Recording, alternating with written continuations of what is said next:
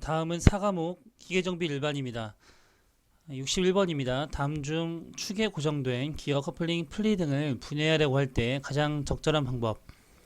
기어나 커플링 풀리 이런 것들은 전용 공구를 써야 됩니다. 기어 같은 경우에는 기어 풀러, 베어링 같은 경우는 그 베어링 풀러라는 그 전용 공구를 사용해서 분해를 해야 되는데요. 여기에서는 두들기거나 그런 것은 안 됩니다. 그래서 답은 전용 공구인 기어 풀러를 이용한다. 1번이 되겠고요. 기어 풀러 같은 경우에는 이렇게 생겼습니다. 이렇게 고정을 시킨 뒤 이렇게 돌려가지고 집어 넣어서 이게 빼주는 기어 풀러가 있고요. 베어링도 그 베어링 그 모양에 맞게끔 이렇게 들어갈 수 있게끔 해서 조인 후에 빼내는 그런 전용 공구가 되겠습니다. 62번입니다. 펌프의 축출력을 제거할 수 있는 방법으로 적절한 것. 이 펌프의 축출력을 제거할 수 있는 방법은 그 축출력의 원인을 제거해 주면 되겠죠. 이 축출력의 원인으로 볼 수 있는 것은 이렇게 양쪽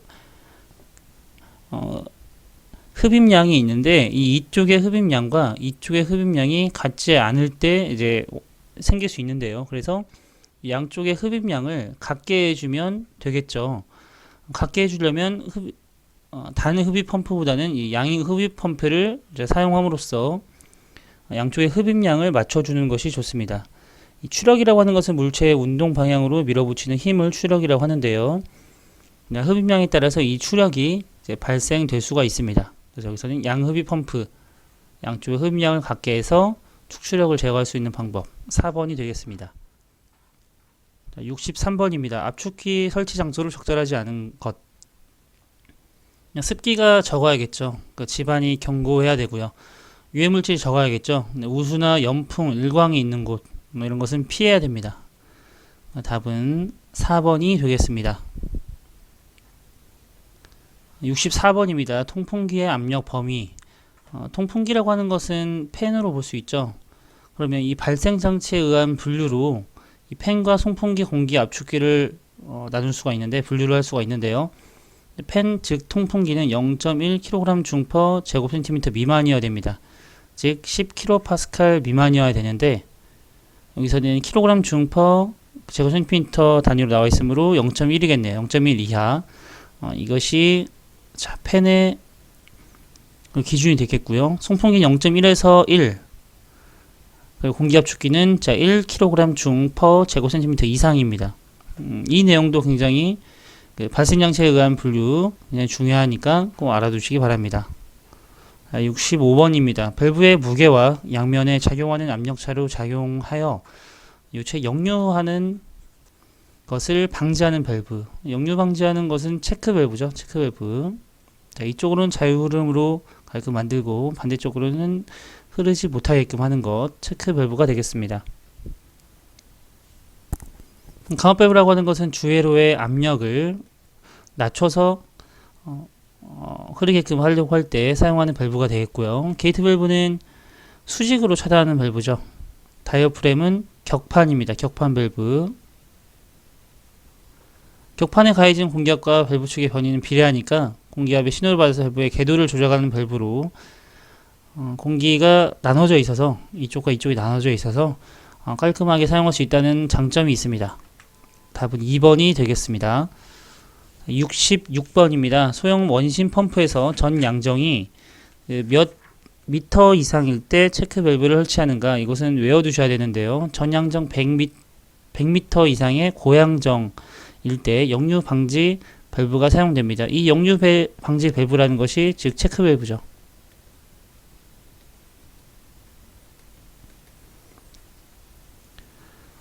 토출호관이 짧은 저양정 펌프에서는 전 양정이 약 10m 이하의 경우에는 이제 플랫 밸브를 설치를 하고요.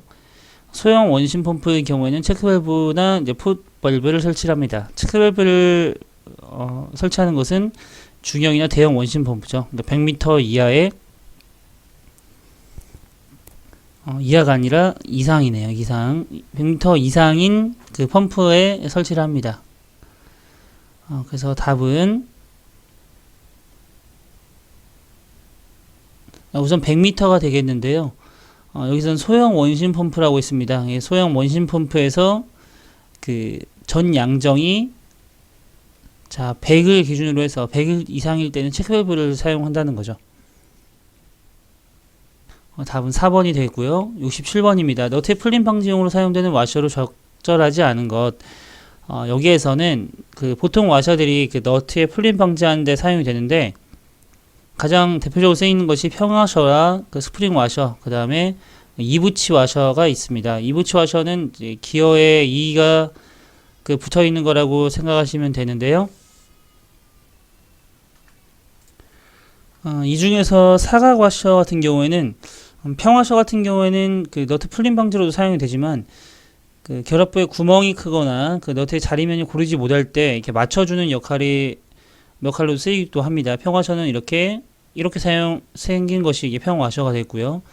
그럼 이렇게 좀 어긋나 있게 하는 것이 스프링 와셔가 되겠습니다. 그래서 스프링 와셔 같은 경우에 그 너트의 풀림 방지가 더 되는 거죠.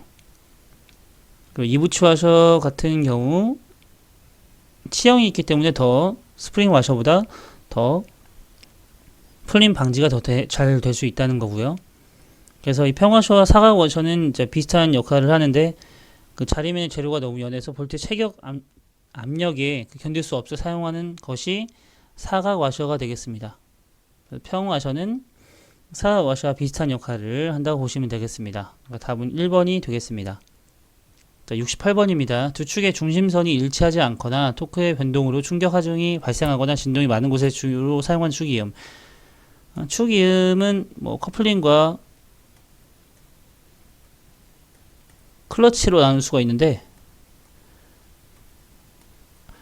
내가 임의로 그 연결을 떼겠다. 이건 클러치가 되겠고요. 그 반영구적으로 고정을 시키겠다. 커플링으로 볼 수가 있습니다. 우선 두 축의 중심선이 일치하지 않거나 라고 했으므로 이것은 유연성이 있어야겠죠. 유연성 영어로 하면 플렉시블입니다. 그래서 플렉시블 커플링을 골라주시면 되겠는데요. 답은 4번이 되겠습니다. 차에서 우리가 많이 사용되는 것은 이 유니버셜 커플링이죠. 두 축의 중심선이 어느 각도로 교차되고 어느 각도로든 이렇게 자유롭게 움직일 수 있는 그런 커플링이 유니버셜 커플링이 되겠습니다. 답은 플렉시블 커플링이었고요.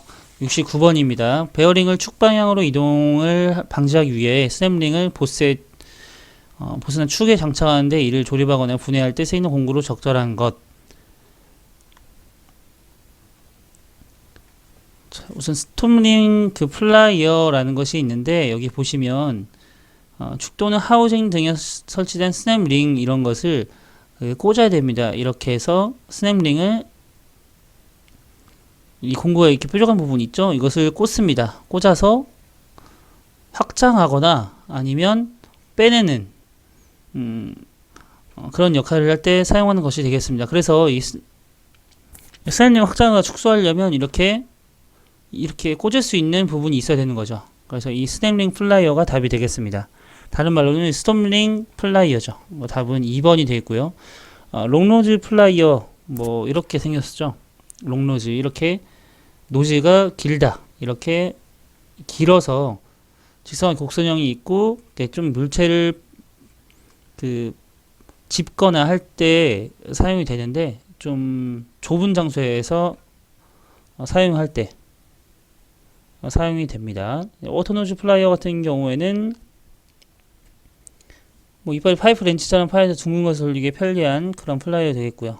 조합 플라이어는 뭐 이렇게 보시면 되겠죠. 비슷하게 생겼습니다. 이것은 바이어 그립 플라이어라고 하는 것인데 조합 플라이어도 이제 비슷하게 생각하시면 되겠습니다. 이렇게 그 치수가 정해져 있지 않고 그 치수를 내가 설정을 해서 할 수 있는 그런 범위가 넓은 그 플라이어라고 생각하시면 되겠습니다. 답은 2번이 되겠고요. 70번입니다. 공기압 축계 흡입 관로에 설치하는 스트레이너의 설치목으로 옳은 것. 이 스트레이너라고 하는 것이 흡입구 쪽에 있는 필터입니다. 이 필터가 하는 역할은 우선 이물질 제거가 가장 주 목적이죠. 그러면 스트레이너는 그 흡입구 쪽에 있는 이물질을 제거해주는 그 역할을 하기 때문에 그 목적으로 사용이 되겠네요. 그러면 이물질을 차단해주는 3번에 대한 설명이 가장 적절하겠습니다. 답은 3번이 되겠습니다.